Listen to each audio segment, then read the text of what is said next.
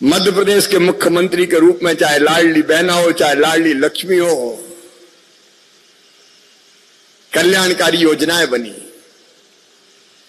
और अब इसी भाव से प्रधानमंत्री जी के नेतृत्व में कृषि विभाग और ग्रामीण विकास विभाग चलाने की कोशिश कर रहा हूं। आप ही मेरे देवता, आप ही मेरे भगवान। और इसलिए हम कोई भी कार्यक्रम करते, ये एमएल जाट साहब बैठे, मैं कहता हूं बिना जनता के नहीं होगा भाई। अब 50वां बरस मनाए और किसान ही नहीं आए जिनके लिए आप कृषि यंत्र बना रहे, तो मतलब ही क्या है? थोड़े से पढ़े लोग गुटर सुटर कर ले तो उससे काम नहीं चलेगा, बुलाना जनता को पड़ेगा। और आज आप देखेंगे एक तरफ प्रतिष्ठित अभियंता जिन्होंने संस्थान को ऊंचाइयों पर पहुंचाया, वो भी यहां बैठे हुए, लेकिन मेरे किसान भाई बहन भी महाशिवरात्रि के दिन इस संस्थान का 50वां स्थापना दिवस मनाने आए हुए। मैं आपका सबका एक बार फिर हृदय से स्वागत करता हूं।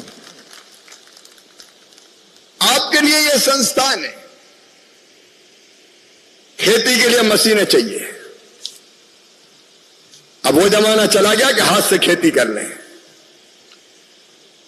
ट्रैक्टर की भी बात कर रहे थे जाट साहब।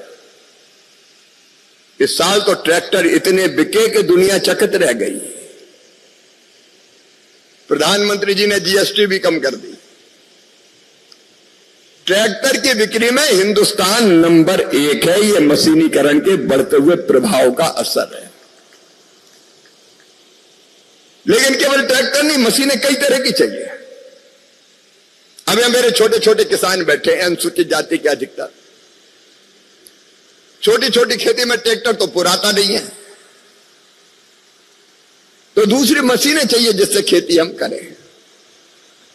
तो मेरे भाइयों बहनों, ये संस्थान ऐसी मशीनें बनाता है जो बैल से भी चल जाए और नहीं तो आदमी चला ले, कोई की जरूरत ही नहीं है। आदमी भी चलाए या छोटा मोटा डीजल पेट्रोल लगे उससे भी चल जाए। और बहुत महंगी मशीनों से काम नहीं चलेगा। हमको सस्ती मशीनें चाहिए।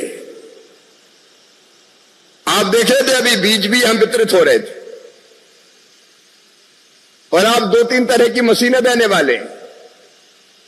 एक मशीन जो हाथ में देख रहे थे, वो पौधे लगाने, अपन हाथ से पौधे लगाते हैं, सब्जी के लगाएं, बाकी चीज के हाथ से लगाते हैं।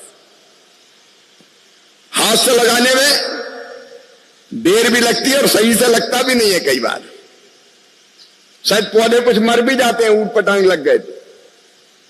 लेकिन मशीन से पौधे लगाएंगे तो बिल्कुल परफेक्ट लगेंगे, बराबर दूरी पर लगेंगे, ठीक गहराई में लगेंगे,